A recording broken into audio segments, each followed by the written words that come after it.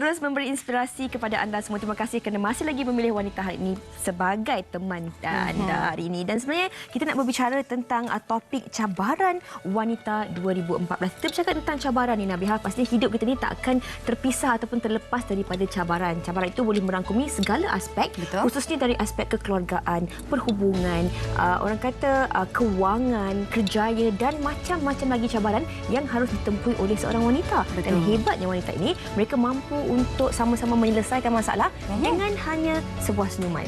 Hebat tak? Tapi sebenarnya senyuman saja tak menjanjikan apa-apa, Fiza, kalau kita tak berusaha untuk mengubah diri. Macam ceramah ni. Okey, apa kata kita perkenalkan tetamu yang sudah pun berada bersama kita untuk membicarakan tentang apa cabaran wanita bagi tahun 2014. Saya perkenalkan di hujung sana Puan Laila Johari selaku pengarah urusan Life Specialist Financial Planning yang Berhad, ataupun untuk wanita hari ini dia adalah sebagai perunding kewangan kita. Selamat datang, Puan. Terima kasih banyak-banyak. Dan kita juga perkenalkan di sebelah Puan Laila, Profesor Madya Dr. Sabita American selaku Timbalan Dekan Akademik Fakulti Ekonomi dan Pentadbiran UM. Selamat datang juga wanita hari ini. Dan kita juga bersama dengan Aisyah, seorang pendatang baru dalam industri seni tanah air. Selamat datang semua. Terima kasih. Selamat tahun baru. Okey. Mungkin untuk membuka tirai perbincangan kita hari ini, mungkin ada soalan saya nak tanyakan kepada Prof sendiri. Kita nak bercakap tentang cabaran wanita di tahun 2014 ni. Saya kira wanita dari tahun 1920-an sendiri mempunyai cabaran-cabaran tertentu. Jadi macam mana kita nak orang kata nak terangkan dengan lebih lanjut ni, apakah sebenarnya cabaran yang harus ditempuhi oleh seorang wanita yang hebat ni? Terima kasih, Fiza. Terima kasih kerana menjemput untuk saya pada hari ini untuk berkongsi pendapat dengan saya. Dan salam Tahun Baru dan salam satu Malaysia. Okey, bila cerita pasal cabaran wanita ni, sebenarnya izinkan saya untuk berkongsi sedikit data tentang tenaga kerja wanita itu sendiri. Sebenarnya tenaga kerja wanita di Malaysia ni 50% adalah dimiliki oleh wanita. Tetapi daripada 50% itu 70% semua adalah yang telah berumah tangga. Jadi ini menunjukkan bahawa bagaimanakah caranya wanita nak mengimbangkan masa. Jadi cabaran yang paling besar sekali sekarang ialah untuk wanita mengimbangkan masa. Seperti mana Fiza cakap tadi, wanita ini merupakan menteri, bukan saja menteri kewangan, tetapi dia juga merupakan menteri pendidikan. Kerana dia yang banyak sekali, kalau kita tahu, yang pergi sekolah, jumpa cikgu, tanya pasal anak-anak, beli buku akhir tahun hari itu. Selain daripada itu, dia juga adalah menteri kesihatan. Kerana dia juga sebenarnya yang tahu nak masak menu apa hari itu, semua beza-beza. Jadi, dan selain daripada itu, dia juga adalah menteri media dan media komunikasi. Sebab dia tahu kat mana kenduri, kat mana orang kahwin, kat mana nak pergi. Sebab yang persekitaran penting juga. Jadi akhir kata, cabaran yang paling penting sekarang ialah bagi wanita ialah bukannya dia tak dapat pendidikan, bukannya dia tak boleh kerja, tetapi sebenarnya adalah bagaimana nak mengimbangkan masa itu sebenarnya, Fiza. Dan bila bercakap tentang mengimbangkan masa, mungkin Prof nak huraikan sedikit. Jikalau dulu bila wanita memegang orang kata tahap yang tertinggi dalam sebuah institusi, tak kira swasta maupun awam, wanita mungkin ada masalah untuk mengimbangkan masa dari segi keluarga dan juga kerjaya. Mungkin adakah 2014 ini mungkin ada membawa perubahan kepada wanita dari segi itu? Okey, terima kasih, Biha. Ya, berkaitan dengan cabaran wanita yang bekerja lah ni, ya. Okey, kalau kata bekerja, sebenarnya wanita ni sama ada di rumah atau di organisasi, dua-dua bekerja sekarang. Kalau saya tanya dekat wanita yang suri rumah, adakah dia bekerja? Yes, saya bekerja. Dia kata saya ada small business ke, dia jual kuih ke, online ke. Even wanita yang bekerja pun daripada umur antara 30 ke 40 tahun, dalam 20% mereka berfikir untuk berhenti dan bekerja di rumah disebabkan ada konflik antara kerja dan rumah tangga. Jadi seperti mana katanya tadi pasal cabaran di tempat kerja ni, ya, cabaran tempat kerja ni agak berbeza daripada dulu. Dulu ni boleh ke saya bekerja? Tapi sekarang ni tempat kerja ni bukan saja ada wanita, tetapi terlalu ramai sangat wanita. Sekarang bos wanita lebih ramai daripada bos lelaki. Jadi itulah satu trend baru sekarang. Jadi dulu kalau lelaki ramai, sekarang wanita lebih ramai jadi bos. Yang keduanya pula, persaingan bukan saja persaingan dengan lelaki, tetapi persaingan di kalangan wanita tu sendiri sekarang juga menjadi lebih hebat. Banyak, ya, Prof. Ya, itu banyak. Dari segi saingan dan cabarannya. Kita nak tanyakan dari segi sudut kewangannya pula. Sebelum kita melabuhkan tirai tahun 2003, ada macam-macam spekulasi dan apa ni orang kata perkara yang bicarakan tentang faktor kewangan itu sendiri sebagai wanita khususnya, apatah lagi kalau wanita yang telah pun berumah tangga, mempunyai anak-anak dan sebagainya. Faktor kewangan ini menjadi faktor yang paling penting dan paling rumit sekali dalam memastikan orang kata segalanya terlaksana kan. Jadi macam mana Puan Laila kita nak kongsikan cabaran wanita ni untuk orang kata menyusun atur perbelanjaan kewangan tahun 2014 ni. Okey, sebelum kita menulis matlamat kita, that means everyone have to write a goal. Itulah yang paling penting. Kita kena ketahui sama ada dalam 100% in our life, right?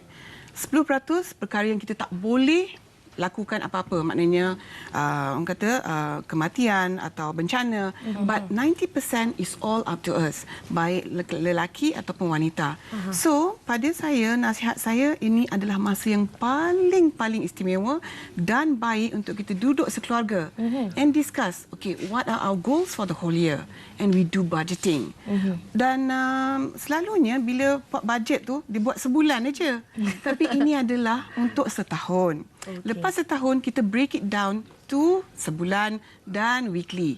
And it has to be a budget that is from all of us. Maknanya kalau Puan Laila ni seorang isteri dan anak-anak.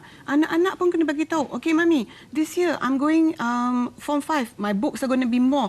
Saya perlukan tuition. So, catatkan segala-galanya. Then we will know how much do you need for the whole year. Dan paling penting, delayed gratification. Sebagai seorang, walaupun wanita ke lelaki ke, dan kita kena mengajar anak-anak kita, okey, Mami, I nakkanlah handbag ni. No sayang, tak boleh. We have to wait until you deserve it. So delayed gratification is something that we have to start from now. Saya pun kena buat macam tu. Betul. Saya pun kena belajar buat macam tu. Belajar kata tidak. Kehendak dan keperluan tu harus orang kata pandai dibezakan. Kita nak tanya kepada Aisyah. Sebagai seorang yang saya kira baru saja nak menempa nama dalam industri hiburan khususnya. Jadi agaknya bagi Aisyah, apakah cabaran bagi tahun 2014 ni? Okey, bagi Aisyah, cabaran tu rasanya sebab kita makin banyak penyanyi dalam industri ni, sebab and they come and go. So how do I stand out from everyone else? Macam saya nak kena kekalkan image saya kena relevant, it has to be unique, and it's not easy lah bagi saya untuk kita mendapatkan sesuatu benda yang macam tu. Dan it's possible. Bila kita tengok Datuk Siti Nurhaliza, kita tengok macam, okay, bila saya tengok dia, saya macam, boleh buat. But then when I see other singers who macam baru start and then after that they disappear kan, kita rasa macam, boleh ke tak aku buat macam ni kan? So itu cabaran saya sebagai seorang yang baru ingin menceburi bidang ini. Cabarannya untuk mengekalkan dan terus kekal dalam industri muzik tanah air. Dan mungkin Prof nak kongsikan. Tadi kita dah kongsikan dari sudut cabaran wanita sebagai seorang individu, wanita di tempat kerja dan sebagainya. Mengikut kajian Prof sendiri, ada macam-macam lagi cabaran yang harus wanita ini pikul. Mungkin Prof nak kongsikan dengan lebih lanjut lagi. Terima kasih Fiza. Mengikut kajian saya lakukan, kebanyakan kajian saya adalah berkaitan dengan wanita dan bekerja, kerjaya. Selama saya dah buat kajian ini, saya dapati bahawa antara faktor yang selalu dia sebut-sebut yang menjadikan mereka berfikir sama ada nak kerja ke, tak nak berhenti kerja ke. Bila dia kata sebab tak ada masa dengan anak, saya kena berhenti sebab tak ada childcare. Tak ada tempat kerja untuk pusat asuhan kanak-kanak. Tapi bila saya kaji dengan lebih mendalam lagi, sebenarnya bila kita sebut pusat asuhan kanak-kanak, kita hanya terfikir bayi saja, budak-budak saja. Sebenarnya pusat asuhan kanak-kanak ni kita perlu juga sehingga remaja. Di negara barat ada satu kajian mereka mengatakan bahawa 3 o'clock syndrome. Kalau pukul 3 je semua dah tak boleh kerja. Sebab semua dah fikir anak aku jadi apa, dah balik sekolah, kerja tak tentu arah semua kan. Jadi sekarang ni kebanyakan organisasi di negara barat mereka mengadakan satu pusat asuhan kanak-kanak yang mana mereka cater untuk kanak-kanak dan juga remaja. Maknanya mereka boleh hantar pergi sekolah. Other than that, kita ni juga akan mengalami masalah seperti mana dia alami oleh negara barat, lebih kurang selepas 5 atau 10 tahun mereka alami. Selalunya macam tu. Itu trend dia. Kalau berlaku dekat masalah tembak-tembak kan dekat US 10 tahun dulu, sekarang dah ada dah. Macam tu. Jadi masalah di kalangan wanita pekerja juga akan berlaku pada kita. Sebab tu sekarang di US organisasi ni dia dah ubah trend dia. In fact dia buat macam mana tahu, dengan pekerja ni dia bagi free lunch. Bila ada shift dia kata okey bawa balik lunch, so you can have it gitu. Lepas tu dia kata dia bagi juga nanny, weekend nanny. Yang mana dia bagi free ke, bagi voucher ke, dia tolong jaga anak-anak. Jadi husband and wife boleh keluar. boleh dating, boleh ada keluarga. Jadi kuranglah masalah penceraian. Saya kira itu menarik bagi wanita yang berkejaya, ramalan untuk 2014. Bagaimana orang kata kita harus bersiap siaga dari segi kerjaya untuk mengimbangkan antara keluarga dan juga kerjaya kita lah. Dan sebenarnya saya berkesempatan untuk bertemu dengan seorang pengamal Feng Shui ini mengikut kepada kepercayaan masyarakat Cina berkaitan dengan ramalan bagi tahun 2014. Silakan. Menurut kepercayaan masyarakat Cina, setiap permulaan tahun baharu harus mendapat konsultasi daripada pengamal Feng Shui untuk mengenal pasti cabaran yang mendatang. Mengikut zodiak Cina, tahun 2014 adalah tahun kuda dan diramalkan membawa banyak cabaran terutamanya aspek kewangan. Dalam kalender Chinese, we have two elements. Dan tahun ini itu elemen adalah wood dan horse. So wood dan horse, wood grows fire. So unsur api sangat kuat. Kami punya study ni, kami guna 5 unsur. These 5 unsur, they interact with one another. Okay, so dia boleh grow one another or they can conquer one another. Now, api ni, although it is grown by wood, but it attacks metal. So metalnya you can imagine logam lah. Kalau you put it to fire, dia boleh tukar kan? So the same to say, metal will change shape. So in this year, because fire is so strong, so the metal changes shape a lot.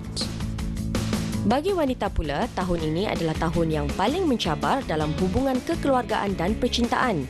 Manakala mereka yang lahir dalam tahun kuda diramalkan akan cepat bertemu jodoh. Kuda, which is the horse, dia mewakili lambang peach blossom. So kalau Cik Nabiha ni nak cari-cari pasangan, ada chance-nya. So sama-samalah dengan golongan di luar ni. So bolehlah dicakap, boleh dikatakan tahun ni ada chance untuk good, and ada chance juga yang ramai akan menangis. Kesihatan juga boleh dikatakan itu unsur api.